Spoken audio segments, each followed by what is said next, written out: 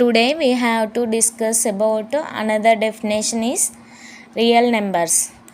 What is the real numbers? What is the real numbers? Real numbers అంటే ఏంటంటే set of all natural ఇంతకుముందుకు మనం నేర్చుకున్నటువంటి all numbers అంటే natural numbers, whole numbers, integers and rational numbers, వీటన్నింటిని కలిపి complex numbers అంటారు.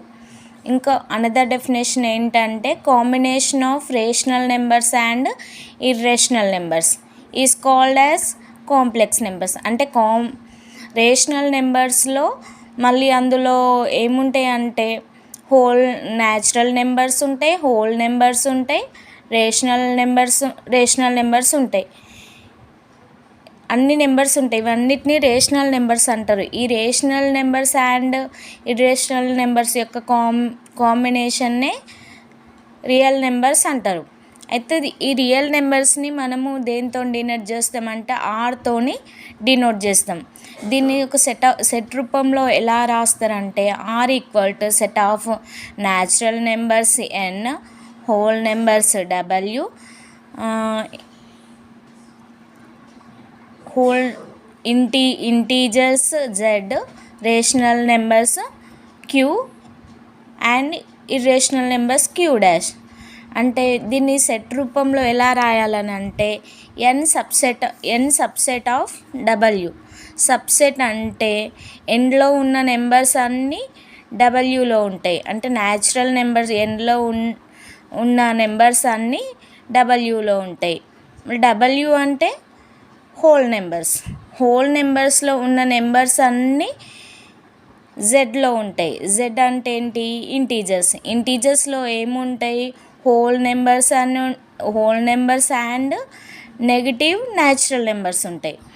అంటే డబ్ల్యూలో ఉన్న నెంబర్స్ అన్నీ జెడ్లో ఉంటాయి, జెడ్లో ఉన్న నెంబర్స్ అన్నీ క్యూలో ఉంటాయి. క్యూ అంటే ఏంటి? రేషనల్ నెంబర్స్ అండ్ మళ్ళీ రేషనల్ నెంబర్స్లో ఉన్న నెంబర్స్ అన్నీ ఇర్రేషనల్ నెంబర్స్లో ఉండవు. కాబట్టి ఈ rational numbers and irrational numbers యొక్క కాంబినేషన్నే రియల్ నెంబర్స్ అంటారు. అయితే దీన్ని ఇంకా ఏ విధంగా రాయొచ్చు అంటే rational numbers are equal to Q union Q dash. Union అంటే combination of rational numbers and irrational numbers. మనం ఒక వెన్ డయాగ్రామ్ని డ్రా చేసినట్లయితే ఈ విధంగా డ్రా చేయొచ్చు. అంటే అది ఎలా అంటే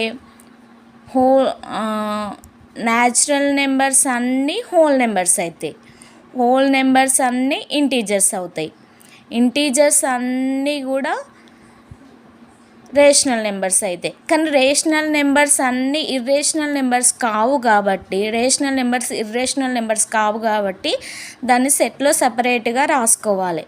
ఈ యొక్క మొత్తం సెట్ని రేషనల్ నెంబర్స్ యొక్క ఈ మొత్తం set rational numbers and irrational నెంబర్స్ని ఈ మొత్తం కాంబినేషన్ని రియల్ నెంబర్స్ అంటారు. దీన్ని వెన్ డయాగ్రామ్లో ఈ విధంగా చూపెట్టవచ్చు అన్నట్టు.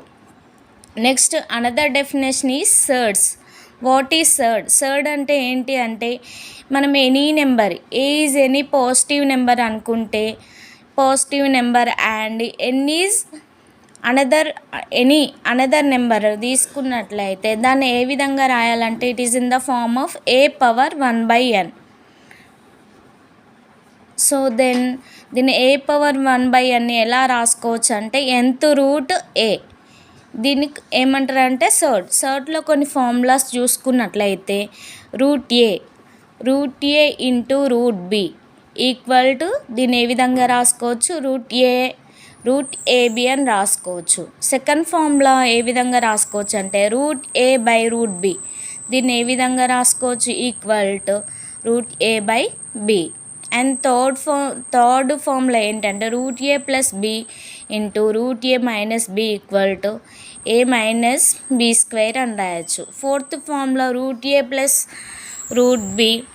Route a plus b. దీన్ని ఇంకే విధంగా రాసుకోవచ్చు అంటే root a root a plus root b whole square అని రాసుకున్నట్లయితే దాన్ని ఏ విధంగా రాసుకోవచ్చు? ఏ plus b plus 2 root ab అంటే a plus b whole square formula లాగా రాసుకోవచ్చు అన్నట్టు. ఇది సర్డ్స్.